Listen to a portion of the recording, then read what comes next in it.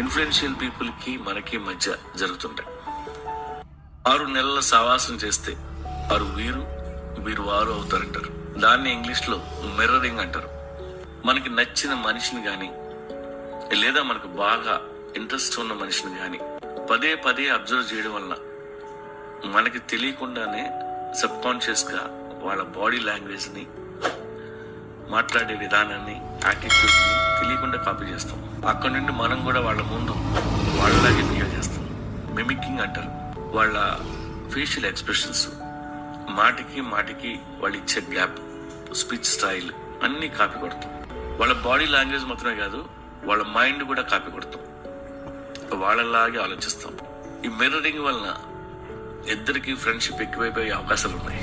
ఈ మిర్రరింగ్ సాధారణంగా సీనియర్స్ కి జూనియర్స్ కి మధ్య లేదా కపుల్స్